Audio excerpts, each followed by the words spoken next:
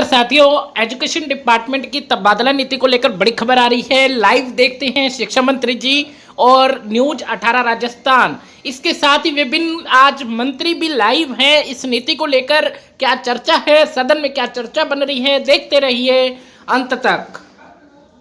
जल्द शिक्षा विभाग की तबादला नीति जारी की जाएगी।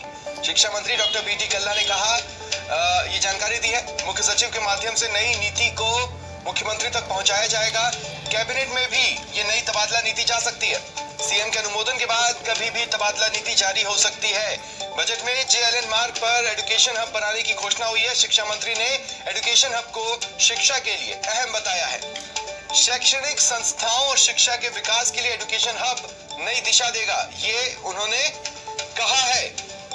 और शिक्षा के क्षेत्र में एजुकेशन हब से नए आयाम स्थापित होंगे, ये उम्मीद उन्होंने जताई है।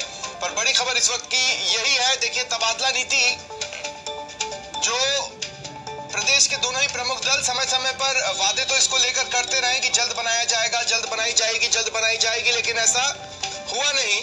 और जाहिर तौर पर क्योंकि ट्रांसफर्स को एक हथियार के तौर पर, पॉलिटिकल वेपन के तौर पर हमेशा से इस्तेमाल किया गया है। ऐसे में कुछ दिनों पहले आपको याद होगा, मुख्यमंत्री अशोक गहलोत एक कार्यक्रम में मौजूद थे और उन्होंने तबादलों को लेकर चर्चा छेड़ी। उन्हें उम्मीद नहीं थी जिस तरह का जवाब भीड़ की तरफ से आया। इसके बाद उन्होंने ये संकेत दिए थे कि जल्दी तबादला नीति आएगी। शिक्षा विभाग की ओर से तबादला नीति तैयार कर ली गई है और जल्द ही ये तबादला नीति जारी की जा सकती है। शिक्षा मंत्री डॉक्टर बी डी कल्ला ने इस बारे में जानकारी दी, बताया कि मुख्य सचिव के माध्यम से इस नई बनी तबादला नीति को मुख्यमंत्री तक पहुंचाया जाएगा। और ज्यादा जानकारी की बात करेंगे सहयोगी राकेश शर्मा से। राकेश, क्या जानकारी है?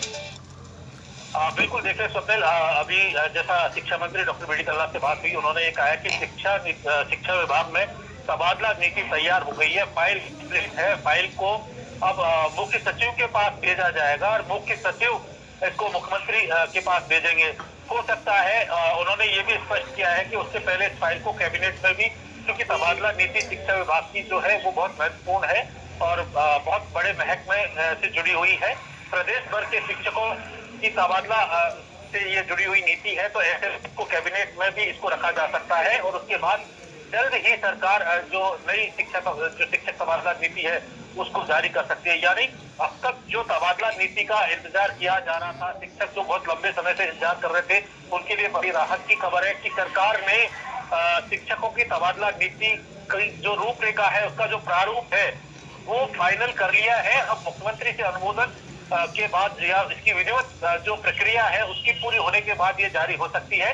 हालांकि जारी कब तक होगी ये तय नहीं हो पाया है, लेकिन जल्द ही विधानसभा सत्र खत्म होने के बाद ये नई तबादला नीति जारी हो सकती है।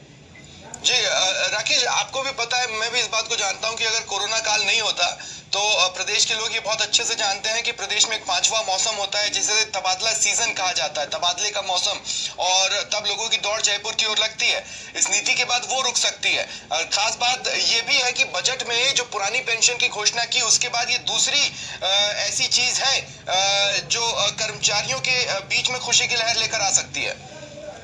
निश्चित तौर पर शिक्षक वर्ग शिक्षा से जुड़ा हुआ एक बहुत बड़ा वर्ग है और जिस तरीके से पहले जो तबादला नीति की कुछ न कुछ विवादास्पद रहे थे, तो विशेषज्ञों से ये राय लेकर के नीति तैयार की गई है और जो विभाग के वरिष्ठ अधिकारी हैं उनसे भी इस मामले में कानूनी परामर्श लिए गए हैं।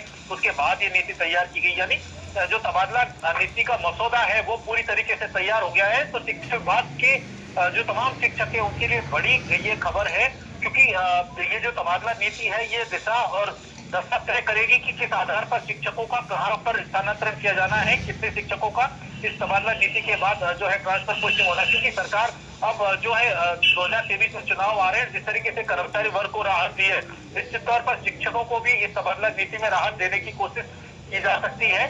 हालांकि तबादला नीति क्या है, उसका प्रारूप क्या है, ये स्पष्ट नहीं किया है, लेकिन उसका पूरा जो ब्लूप्रिंट है वो तैयार हो चुका है। चलिए, शुक्रिया।